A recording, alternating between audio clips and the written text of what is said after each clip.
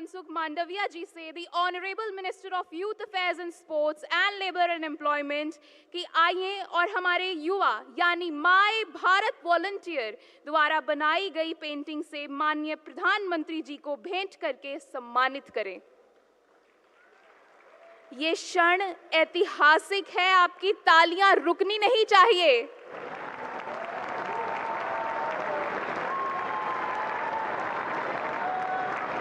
यह पेंटिंग हमारे युवा द्वारा इसी कार्यक्रम में, इसी ऐतिहासिक भारत मंडपम में बनाई गई है। हम माननीय प्रधानमंत्री जी को एक स्ट्रिंजा आर्ट पेंटिंग से भी भेंट करना चाहते हैं, जो कि बनाई गई है माय भारत वॉलंटियर के द्वारा। तालियों की गड़गड़ाहट से स्वागत करें। आपकी तालियां सभागार से पूरे भारत वर्ष तक गूंजनी चाहिए।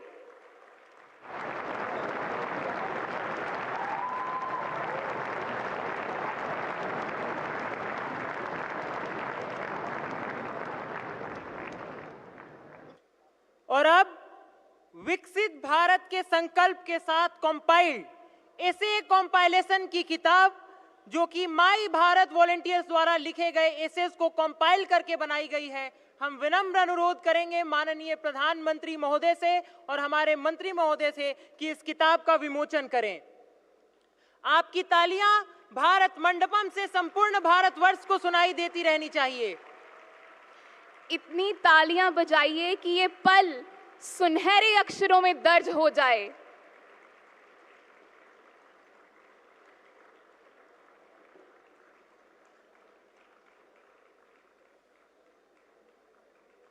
कहते हैं पसीनों की स्याही से जो लिखते हैं अपने इरादों को, उनके मुकद्दर के सफेद पन्ने कभी कोरे नहीं रहते।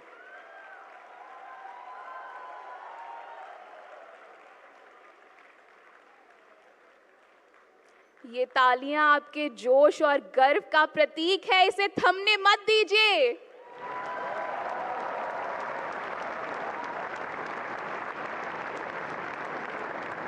कहते हैं यह पूरा ब्रह्मांड एक बिग बैंग से शुरू हुआ था।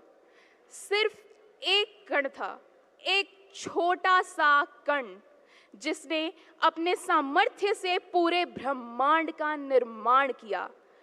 माननीय प्रधानमंत्री जी, आप हमारे लिए वह कण हैं जो शून्य से अनंत तक ले जाने की ताकत रखता है। आज आपकी वाणी केवल एक भाषण नहीं होगा, एक नया बिग बैंग होगा, एक नई ऊर्जा का विस्फोट होगा। हम आपसे सादर निवेदन करते हैं, इन युवाओं को संबोधित करें। तालियों की गड़गड़ाहट से स्वागत करें भारत के माननीय लोकप्रिय प्रधानमंत्री श्री नरेंद्र मोदी जी का।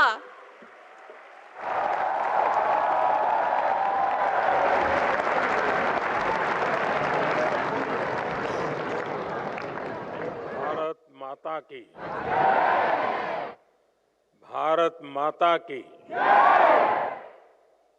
भारत माता की। केंद्रीय मंत्रिमंडल के मेरे सहयोगी श्री मनसुख मांडविया जी,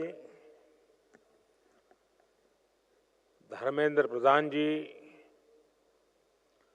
जयंत चौधरी जी, रक्षा खड़से जी, संसद के सदस्यगण, अन्य महानुभाव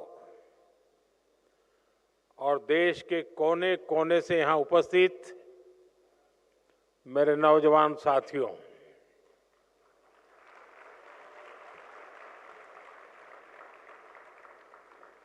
भारत की युवा शक्ति की ऊर्जा से आज ये भारत मंडपम भी ऊर्जा से भर गया है, ऊर्जावान हो गया है।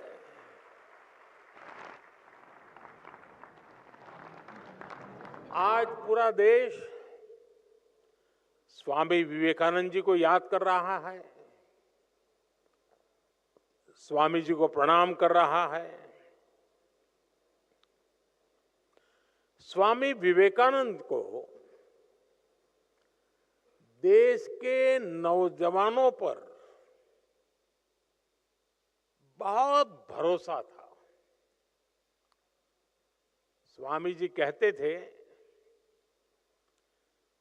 मेरा विश्वास युवा पीढ़ी में है, नई पीढ़ी में है।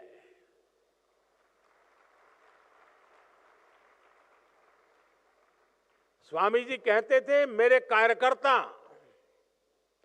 नौजवान पीढ़ी से आएंगे, सिंहों की भांति वे हर समस्या का समाधान निकालेंगे। और जैसे विवेकानंद जी का आप पर भरोसा था, मेरा विवेकानंद जी पर भरोसा है।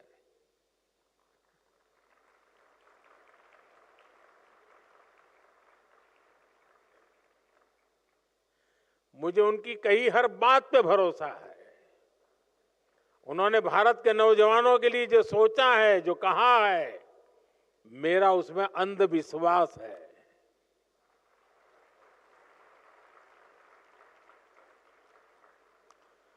वाकई आज अगर स्वामी विवेकानंद जी सशरीर हमारे बीच होते तो 21वीं सदी के युवा की इस जागृत शक्ति को देखकर, आपके सक्रिय प्रयासों को देखकर वो भारत में एक नया विश्वास भर देते, नई ऊर्जा भर देते और नए सपनों के बीज बो देते।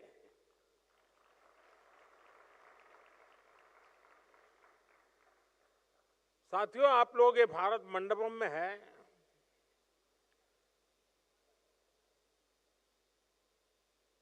समय का चक्र देखिए। इसी भारत मंडपम में दुनिया के दिग्गज इकट्ठे हुए थे।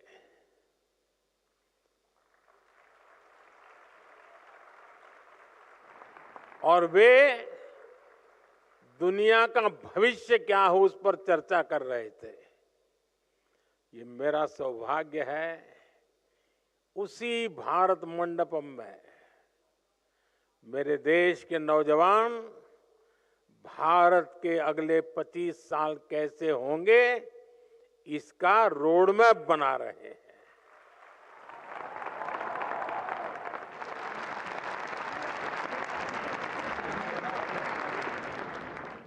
साथियों, कुछ महीने पहले मैं अपने निवास पर कुछ युवा खिलाड़ियों से मिला था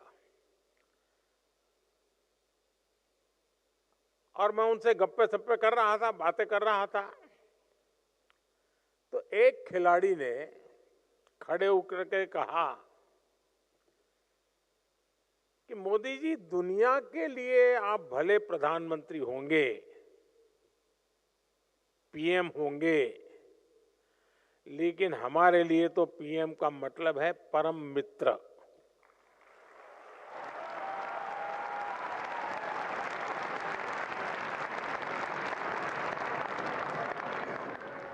साथियों, मेरे लिए मेरे देश के नौजवानों के साथ मित्रता का वो ही नाता है, वो ही रिश्ता है। और मित्रता की सबसे मजबूत कड़ी होती है विश्वास। मुझे भी आप पर बहुत विश्वास है। इसी विश्वास ने मुझे मेरा युवा भारत यानी माय भारत के गठन की प्रेरणा दी। इसी विश्वास ने विकसित भारत यंग लीडर डायलॉग का आधार बनाया। मेरा यह विश्वास कहता है, भारत की युवा शक्ति का सामर्थ्य भारत को जल्द से जल्द विकसित राष्ट्र बनाएगा। साथियों, आंकड़ों का जो जोड़ भाग करते रहते हैं, उनको लगता होगा ये सब बहुत मुश्किल है, लेकिन मेरी आत्मा कहती है, आप सबके भरोसे से कहती है कि लक्ष्य बड़ा जरूर है, लेकिन असंभव नहीं है।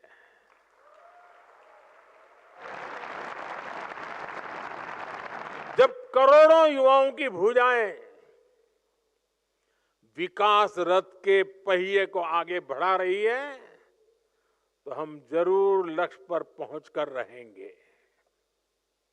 साथियों, कहते हैं इतिहास हमें भी सीख देता है, हमें प्रेरणा भी देता है। दुनिया में ऐसे अनेक उदाहरण हैं जब किसी देश ने, किसी समुदाय ने, समूह ने बड़े सपने, बड़े संकल्पों के साथ एक दिशा में चलना शुरू किया, मिलजुल करके चलना शुरू किया और कभी भी लक्ष्य को भूले बिना चलते रहना तय किया। और इतिहास गवाह है कि वो सपनों को सिद्ध कर करके ही रहे, उन्होंने हासिल करके दिखाया।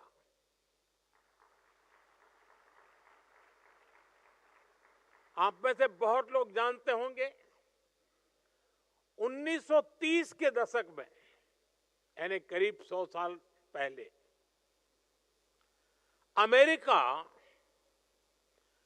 भीषण आर्थिक संकट में फंस गया था। तब अमेरिका की जनता ने ठाना कि हमें इससे बाहर निकलना है और तेज गति से आगे बढ़ना है। उन्होंने न्यू डील, उसका रास्ता चुना और अमेरिका न सिर्फ उस संकट से निकला, बल्कि उसने विकास की रफ्तार को कई गुना तेज करके दिखाया। ज्यादा समय नहीं, 100 साल। एक समय था जब सिंगापुर बेहाल था, एक मछुआरों का छोटा सा गांव हुआ करता था। वहां जीवन की मूल सुविधाओं तक का संकट था। सिंगापुर को सही नेतृत्व मिला और जनता के साथ मिलकर के सबने तय किया कि हम अपने देश को विकसित राष्ट्र बनाएंगे। वो नियमों से चले, अनुशासन से चले, सामूहिकता के भाव से चले और कुछ ही सालों में सिंगापुर एक ग्लोबल फाइनेंशियल और ट्रेड हब बनकर छा गया। दुनिया में ऐसे बहुत सारी देश हैं, घटनाएं हैं, समाज है, समूह है। हमारे देश में भी अनेक ऐसे उदाहरण रहे हैं। भारत के लोगों ने आजादी का संकल्प लिया, अंग्रेज सल्तनत की ताकत क्या नहीं थी, उनके पास क्या नहीं था, लेकिन देश उठ खड़ा हुआ, आजादी के सपने को जीने लगा, आजादी प्राप्त करने के लिए जूझने लगा, जीवन आहूत करने के लिए निकल पड़ा और भारत के लोगों ने आजादी हासिल करके दिखाई।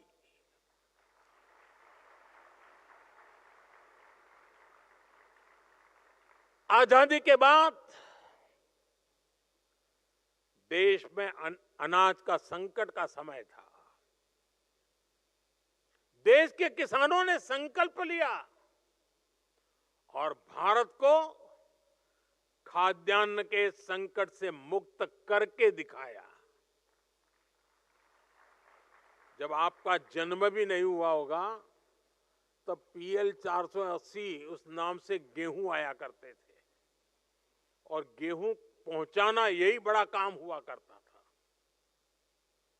हम उस संकट से निकल गए। बड़े सपने देखना, बड़े संकल्प लेना और उन्हें तय समय में पूरा करना असंभव नहीं है। किसी भी देश को आगे बढ़ने के लिए बड़े लक्ष्य तय करने ही होते हैं।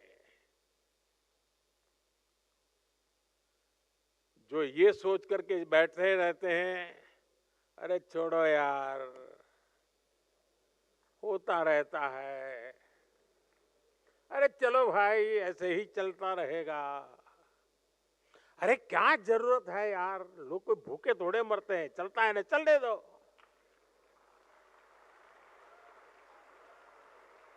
अरे कुछ बदलने की क्या जरूरत है, काहे को सर खपाते हो यार। जो लोग इस भावना में दिखते हैं ना, वो चलते फिरते हैं लेकिन मरी हुई लाश से ज्यादा कुछ नहीं होते हैं। वो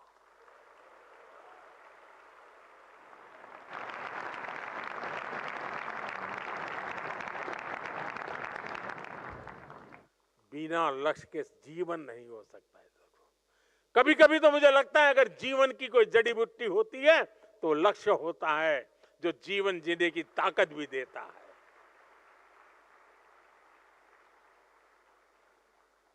जब सामने एक बड़ा लक्ष्य होता है तो हम पूरी ताकत उसको पाने के लिए लगा देते हैं। और आज का भारत यही कर रहा है।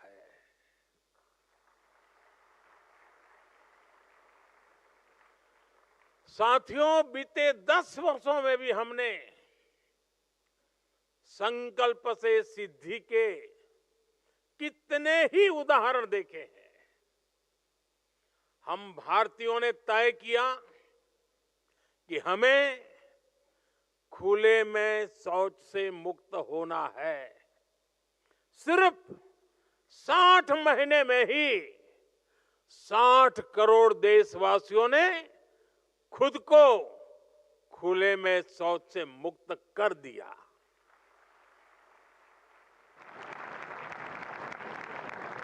भारत ने हर परिवार को बैंक अकाउंट से जोड़ने का लक्ष्य रखा। आज भारत का करीब करीब हर परिवार बैंकिंग सेवा से जुड़ चुका है।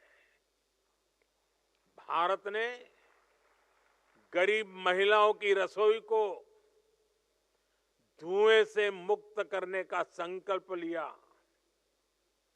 हमने 10 करोड़ से अधिक गैस कनेक्शन देकर इस संकल्प को भी सिद्ध किया। आज कितने ही सेक्टर्स में भारत अपने लक्ष्यों को तय समय से भी पहले हासिल करके दिखा रहा है। आपको कोरोना का समय याद होगा। दुनिया वैक्सीन के लिए परेशान थी। कहा जा रहा था कि कोरोना की वैक्सीन बनाने में बरसों लग जाएंगे, लेकिन भारत के वैज्ञानिकों ने समय से पहले वैक्सीन बनाकर दिखा दी। कुछ लोग कहते थे भारत में सबको कोरोना वैक्सीन लगने में पता नहीं 3 साल, 4 साल, 5 साल लग जाएंगे, लेकिन हमने दुनिया का सबसे बड़ा वैक्सीनेशन अभियान चलाया और रिकॉर्ड समय में सबको वैक्सीन लगाकर दिखा दिया। आज दुनिया भी भारत की ये गति देख रहा है। हमने ग्रीन एनर्जी को लेकर G20 में एक बड़ा कमिटमेंट किया था। भारत दुनिया का पहला ऐसा देश बना जिसने पेरिस कमिटमेंट को पूरा किया, और वो भी तय समय से कितने साल पहले? 9 साल पहले।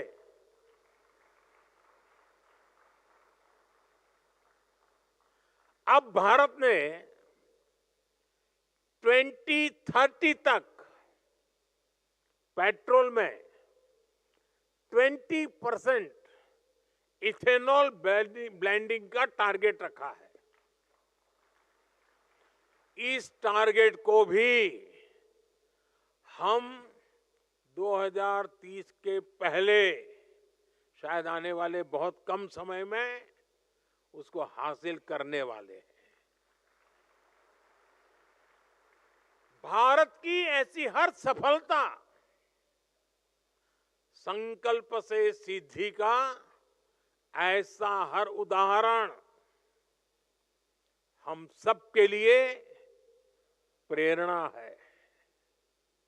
ये सफलता हमें विकसित भारत के लक्ष्य के प्रति हमारी कमिटमेंट और लक्ष्य के प्रति हमारी करीब जाने की गति तेज कर देती है। साथियों, इस विकास यात्रा में हमें एक बात कभी नहीं भूलनी है। हमें याद रखना है, बड़े लक्ष्य रखना और उन्हें हासिल करना ये सिर्फ किसी एक सरकारी मशीनरी का काम नहीं है। बड़े लक्ष्य की प्राप्ति के लिए राष्ट्र के हर नागरिक का जुटना बहुत जरूरी है, और इसके लिए हमें मंथन करना होता है, दिशा तय करनी होती है। और जैसा आज सुबह जब मैं आपके प्रेजेंटेशन देख रहा था, तो बीच बीच में जब बातें करते हुए मैंने एक बार बताया था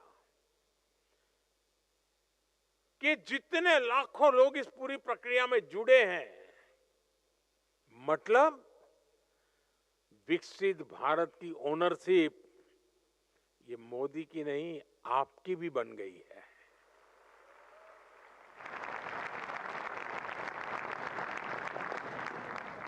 विकसित भारत यंग लीडर्स डायलॉग मंथन की इस प्रक्रिया का ही एक उत्तम उदाहरण है। ये ऐसा प्रयास है जिसे आप नौजवानों ने नेतृत्व दिया है। जिन युवाओं ने क्विज कंपटीशन में हिस्सा लिया, जिन्होंने ऐसे कंपटीशन में हिस्सा लिया, जो अभी इस कार्यक्रम से जुड़े हैं, आप सभी ने एक ओनरशिप ली, विकसित भारत के लक्ष्य की ओनरशिप। इसकी झलक उस ऐसे बुक में भी दिखती है जिसे अभी यहां लॉन्च किया गया है। इसकी झलक अभी मैंने जो 10 प्रेजेंटेशन देखे उसमें भी नजर आती है। ये प्रेजेंटेशन वाकई अद्भुत है। मन गर्व से भर जाता है कि मेरा देश का नौजवान सोचने में कितना तेज गति से आगे जा रहा है। इससे पता चलता है कि देश के समक्ष मौजूद चुनौतियों को समझने का आपका दायरा कितना व्यापक है। आपके सॉल्यूशंस में ग्राउंड रियलिटी है, ग्राउंड एक्सपीरियंस है। आपकी हर बात में मिट्टी की महक है।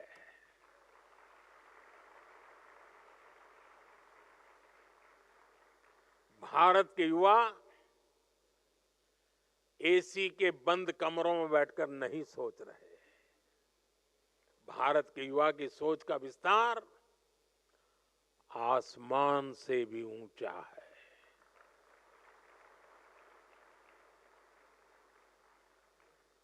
मैं कल रात को, आप में से कुछ लोगों ने जो मुझे वीडियो भेजे होंगे, ऐसे ही मैं देख रहा था। जिनके साथ आप सीधी चर्चा में शामिल हुए, उन अलग अलग एक्सपर्ट्स की आपके बारे में राय सुन रहा हूं। मंत्रियों से बातचीत में, पॉलिसी से जुड़े लोगों से बातचीत में, विकसित भारत के प्रति आपकी इच्छा शक्ति मैं उन चीजों में महसूस करता था। यंग लीडर डायलॉग की इस पूरी प्रक्रिया से मंथन के बाद जो सुझाव निकले, भारत के युवाओं के जो आइडियाज अब देश की नीतियों का हिस्सा बनेंगे, विकसित भारत को दिशा देंगे। मैं देश के युवाओं को इसके लिए बहुत बहुत बधाई देता हूं। साथियों, मैंने लाल किले से 1 लाख नए युवाओं को राजनीति में लाने की बात कही है। अपने सुझावों को लागू करने के लिए राजनीति भी बहुत शानदार माध्यम हो सकती है। मुझे विश्वास है आप में से ही अनेकों नौजवान राजनीति में भागीदारी के लिए भी आगे आएंगे। साथियों, आज आपसे बात करते हुए मैं विकसित भारत की एक भव्य तस्वीर भी देख रहा हूं। विकसित भारत में हम क्या देखना चाहते हैं, कैसा भारत देखना चाहते हैं। विकसित भारत यानी जो आर्थिक, सामरिक, सामाजिक और सांस्कृतिक रूप से सशक्त होगा, जहां इकोनॉमी भी बुलंद होगी और इकोलॉजी भी समृद्ध होगी,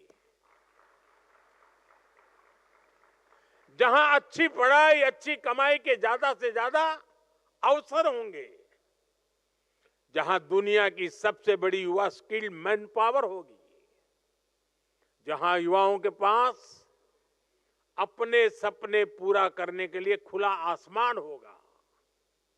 लेकिन साथियों, क्या हम सिर्फ बोलने से ही विकसित हो जाएंगे?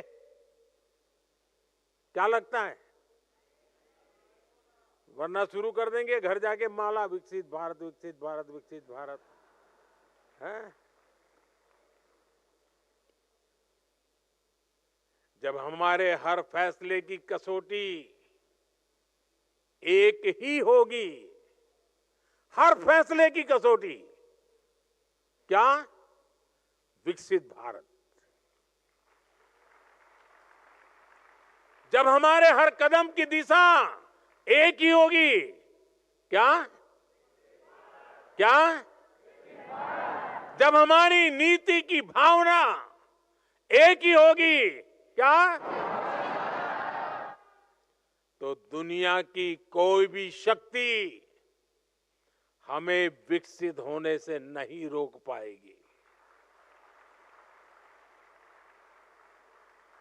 हर देश के इतिहास में एक समय आता है जब वो क्वांटम जंप ले सकता है। भारत के लिए ये मौका अभी है। और मैंने बहुत पहले लाल किले से मेरे दिल की एक आवाज निकली थी और मैंने कहा था, यही समय है, सही समय है।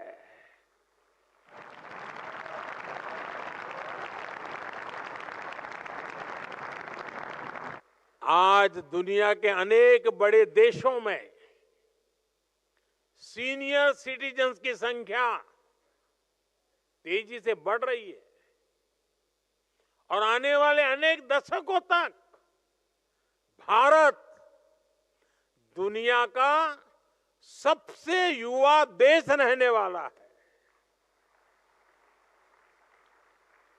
बड़ी बड़ी एजेंसियां कह रही हैं कि भारत की जीडीपी में बड़ी बढ़ोतरी युवा शक्ति ही सुनिश्चित करेगा। इसी युवा शक्ति पर देश के महान मनीषियों ने इतना अगाध विश्वास किया है। महर्षि अरबिंदो ने कहा था, भविष्य का सामर्थ्य आज के नौजवानों के हाथों में है। गुरुदेव टैगोर ने कहा था, युवा शक्ति जरूर सपने देखे और उन्हें पूरा करने के लिए जीवन खपा दे। होमी जहांगीर भाभा कहते थे, युवाओं को नए नए प्रयोग करने चाहिए क्योंकि युवा हाथों से ही इनोवेशन होता है। आज आप देखिए, दुनिया की कितनी ही बड़ी कंपनियां उसको भारत के युवा ही चला रहे हैं। भारतीय युवाओं के सामर्थ्य की पूरी दुनिया मुरीद है। हमारे सामने 25 साल का गोल्डन पीरियड है, अमृत काल है और मैं पूरी तरह से आत्मविश्वास से भरा हूं। भारत की युवा शक्ति विकसित भारत का सपना जरूर साकार करेगी। सिर्फ 10 साल में आप युवाओं ने भारत को स्टार्टअप की दुनिया में टॉप 3 देशों में ला करके खड़ा कर दिया। 20 से 10 साल में आप युवाओं ने भारत को मैन्युफैक्चरिंग में इतना आगे पहुंचा दिया। सिर्फ 10 साल में आप युवाओं ने डिजिटल इंडिया का परचम पूरी दुनिया में लहरा दिया। सिर्फ 10 साल में आप युवाओं ने भारत को स्पोर्ट्स की दुनिया में कहां से कहां पहुंचा दिया। मेरे भारत का युवा जब हर असंभव को संभव कर रहा है तो विकसित भारत भी जरूर संभव कर दिखाएगा। साथियों, हमारी सरकार भी आज के युवाओं का सामर्थ्य बढ़ाने के लिए पूरी शक्ति से जुटी है। आज भारत में हर सप्ताह एक नई यूनिवर्सिटी बन रही है।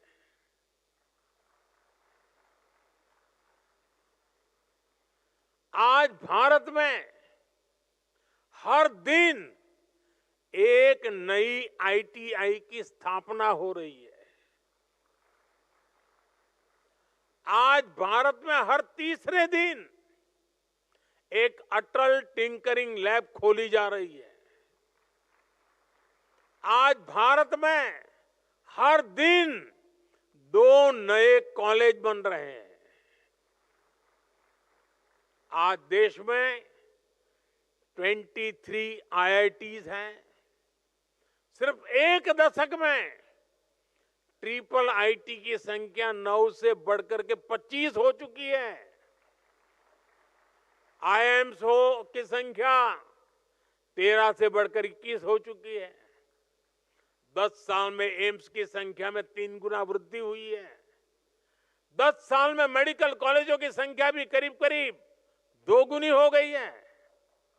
आज हमारे स्कूल हो, कॉलेज हो, यूनिवर्सिटीज हो, क्वांटिटी हो या फिर क्वालिटी, हर स्तर पर शानदार परिणाम दिख रहा है। साल 2014 तक भारत के केवल 9 higher education institution QS ranking में आते थे। आज ये संख्या 46 है। भारत की शिक्षा संस्थानों का बढ़ता हुआ ये सामर्थ्य विकसित भारत का बहुत बड़ा आधार है। साथियों, कुछ लोगों को लग सकता है कि 2047 तो अभी बहुत दूर है, इसके लिए अभी क्या काम करना। लेकिन उस सोच से भी हमें बाहर निकलना है। विकसित भारत की इस यात्रा में हमें हर रोज नए लक्ष्य बनाने हैं, उसे प्राप्त करना है। वो दिन दूर नहीं जब भारत दुनिया की तीसरी सबसे बड़ी इकोनॉमी का लक्ष्य हासिल करेगा। बीते 10 वर्षों में देश ने 25 करोड़ लोगों को गरीबी से बाहर निकाला। जिस रफ्तार से हम चल रहे हैं तो वो दिन भी दूर नहीं है जब पूरा भारत गरीबी से मुक्त होगा। इस दशक के अंत तक भारत ने 500 गीगावाट रिन्यूएबल एनर्जी कैपेसिटी पैदा करने का लक्ष्य रखा है।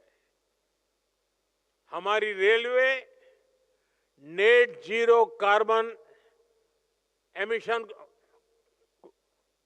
प्राप्त करने इस दिशा में 2030 तक अचीव करना है। साथियों, हमारे सामने एक बहुत बड़ा लक्ष्य अगले दशक में ओलंपिक्स के आयोजन का भी है।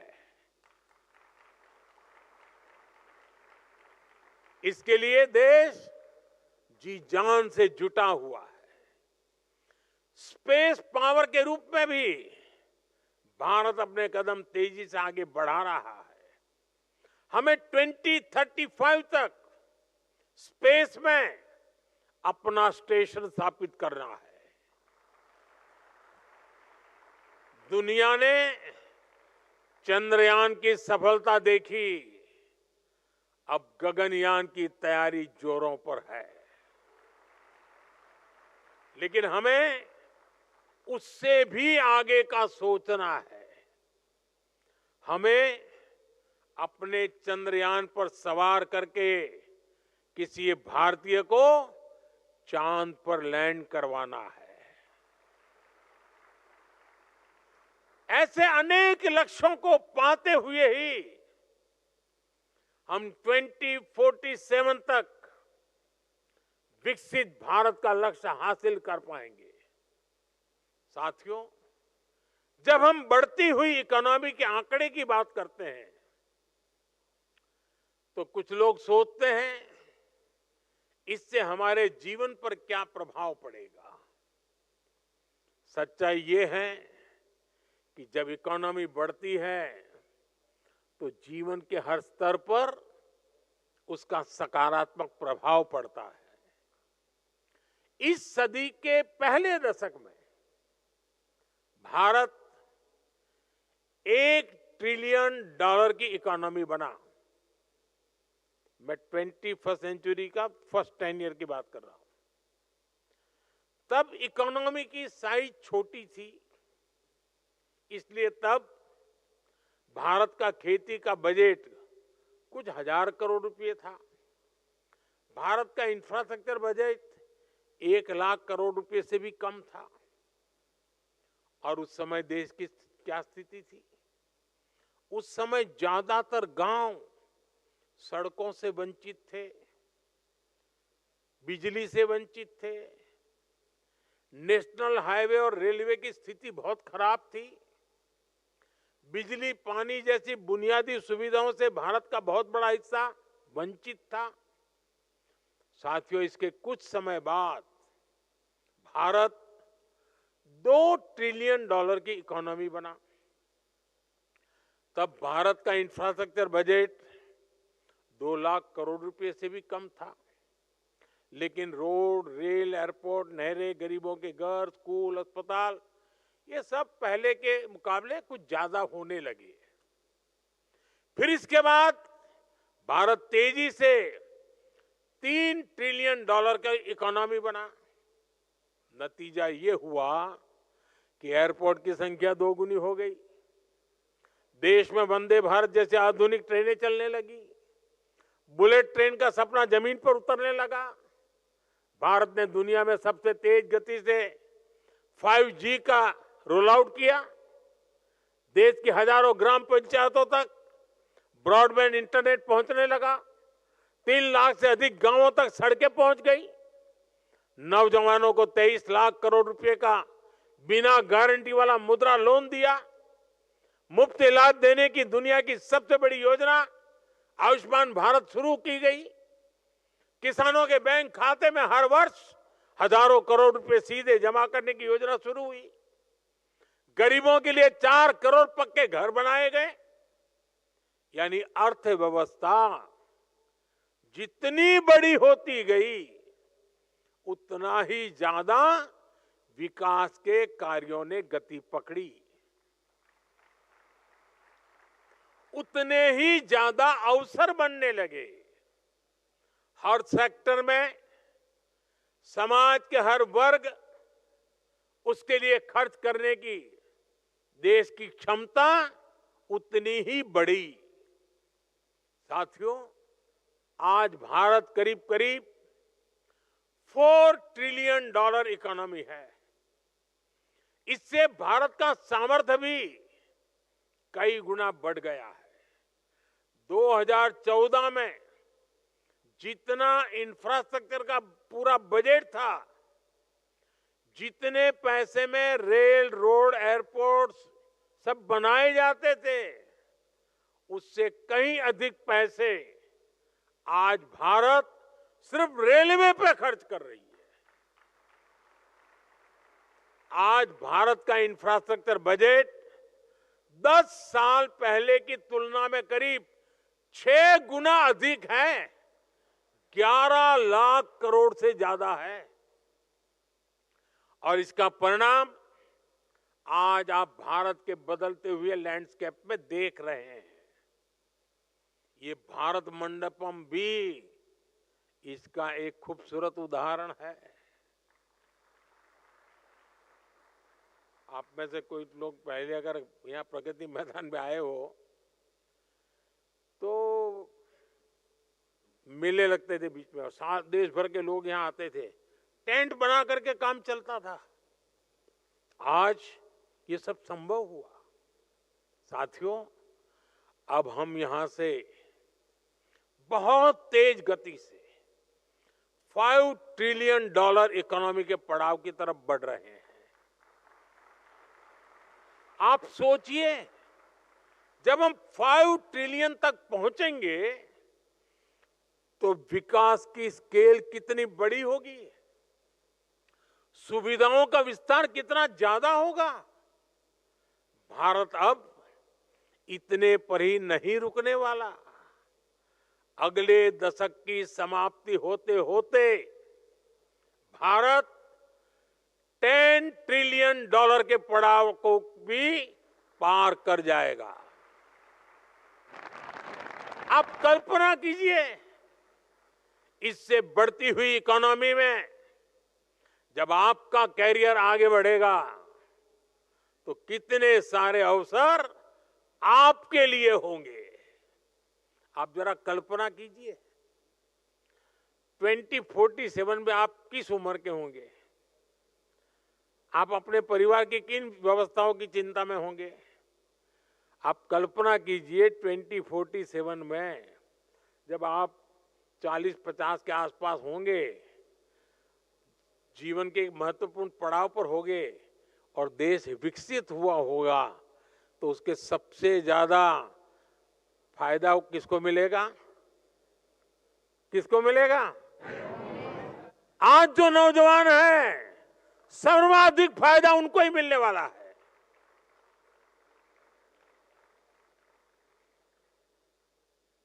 और इसलिए मैं आज आपको पूरे विश्वास से कह रहा हूं, आपकी पीढ़ी न सिर्फ देश के इतिहास का सबसे बड़ा परिवर्तन करेगी, बल्कि उस परिवर्तन की सबसे बड़ी लाभार्थी भी होगी।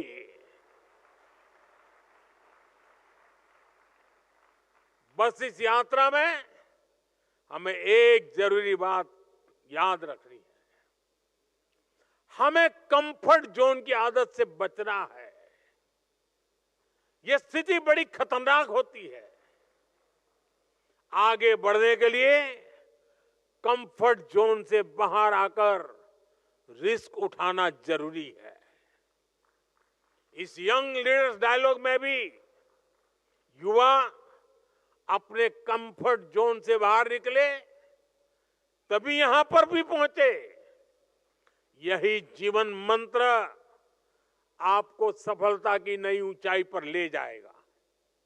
साथियों, भारत के भविष्य का रोड मैप तय करने में आज का ये आयोजन विकसित भारत यंग लीडर्स डायलॉग बहुत बड़ी भूमिका निभाएगा। जिस ऊर्जा, जिस उत्साह, जिस लगन के साथ आपने इस संकल्प को अपनाया है, वो वाकई अद्भुत है। विकसित भारत के लिए आपके विचार निश्चित रूप से बहुमूल्य है, उत्तम है, सर्वश्रेष्ठ है। अब आपको इन विचारों को देश के कोने कोने तक लेकर के जाना है। देश के हर जिले में, हर गांव, गली, मोहल्ले में विकसित भारत के इन विचारों से दूसरे नौजवानों को भी जोड़ना है। इस स्पिरिट को लेकर जाना है। हम 2047 तक भारत को विकसित राष्ट्र बनाकर रहेंगे। इसी संकल्प के साथ हमें जीना है, हमें खुद को खपा देना है।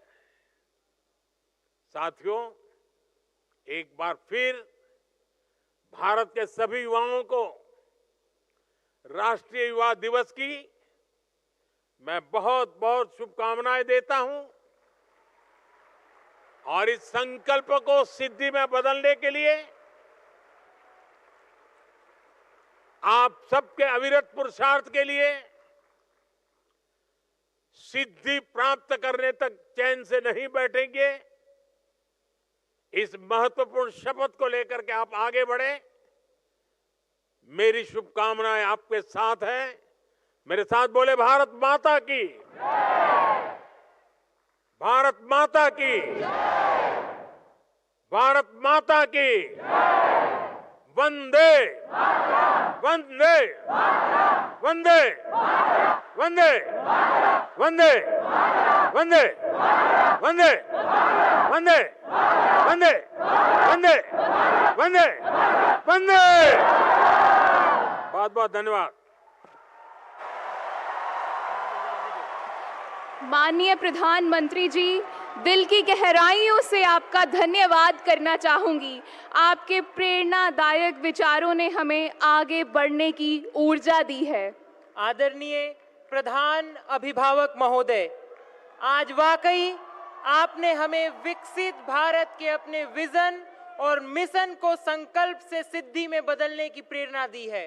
संपूर्ण युवा भारत की ओर से हम आपका कोटि कोटि आभार व्यक्त करते हैं।